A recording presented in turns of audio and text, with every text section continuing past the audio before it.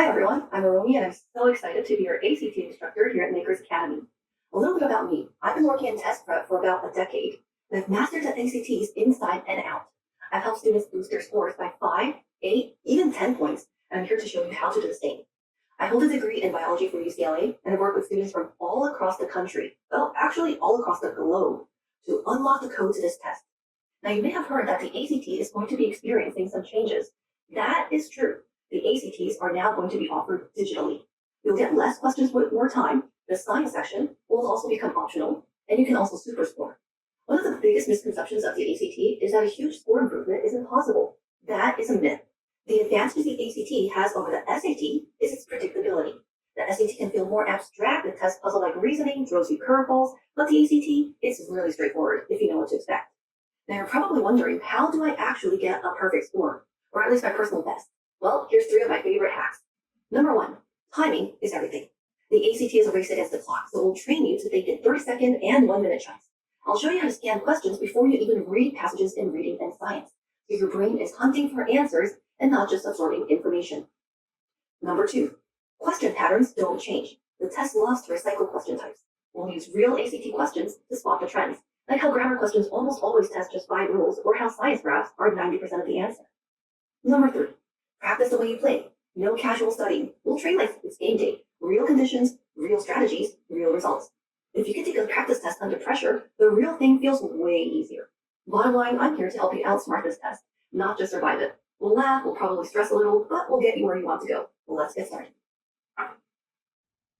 So like I've stated before, time is a big factor on the ACTs. But when I was in med school, we used to have these exams that were 3 hours long with 300 questions. I wish I was exaggerating. I am not. I had to definitely work out some time-saving strategies. And on the ACTs, those same strategies exist as well. And I'm going to show you a couple. So for number 4 over here, what I see immediately is this modifier by recreating snowflake formation and then a really long underlined portion. Now, if you see that pattern, as soon as you see a present participial modifier, what this question is a dangling or misplaced modifier type of question. These ones take 2 or 3 seconds to solve. Very, very easy, as long as you can identify what kind of question it is. Dangling modifier. Now what that is you see this phrase over here, by recreating snowflake formation. This is just a description that should be placed as close to the subject that it's talking about. So if the subject doesn't immediately follow, that's going to be wrong. Now who or what can do the action of recreating snowflakes? The discovery? No, that's not a person. Scientist. Oh yay, okay, so H sounds like a pretty good one. By the way, the original, F, no change, a discovery would be the same thing as G. And then what would be the subject of J? The cause.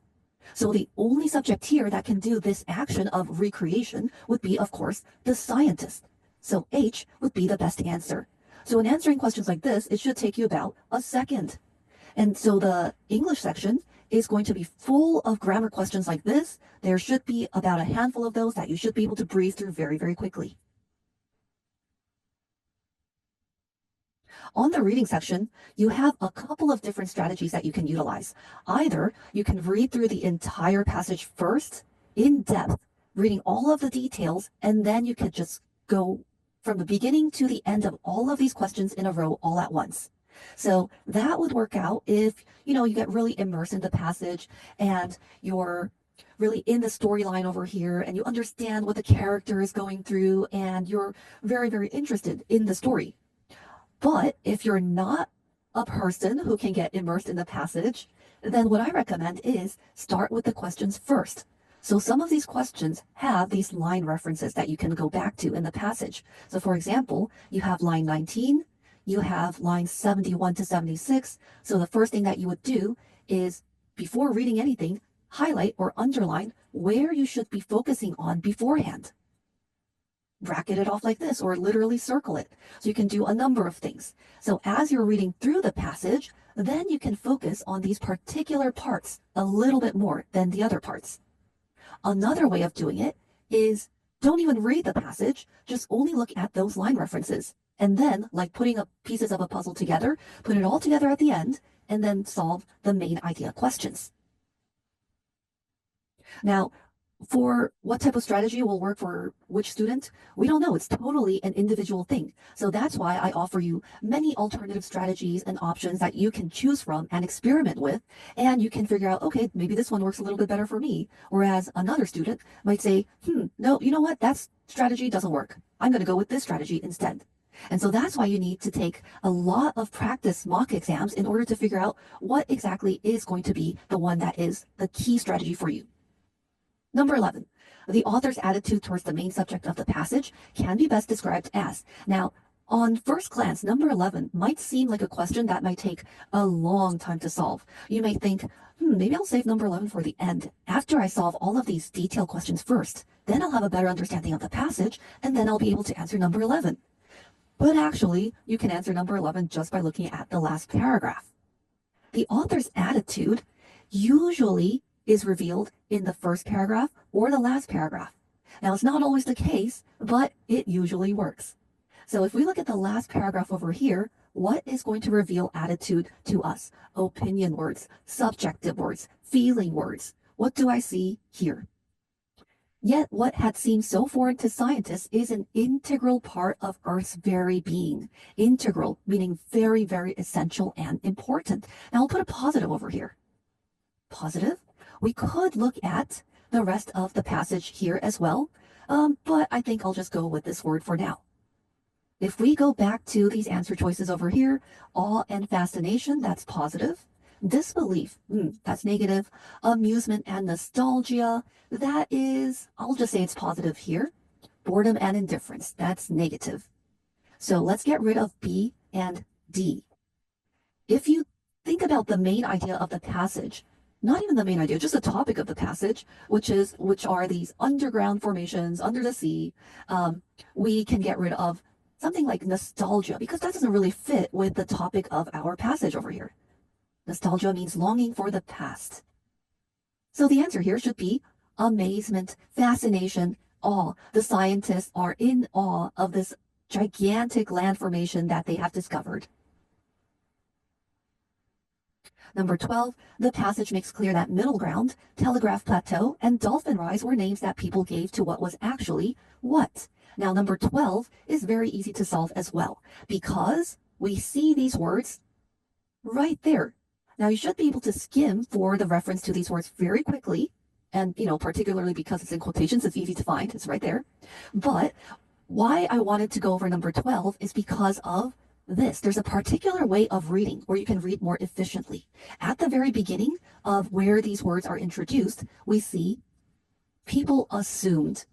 And this is a very common technique that is used not only on the ACTs, but on the SATs as well. If you see this structure where people assume something, people thought this was the case for a long time, or this was the conventional theory, old belief, etc., etc., it is always going to be followed up by a disprovement.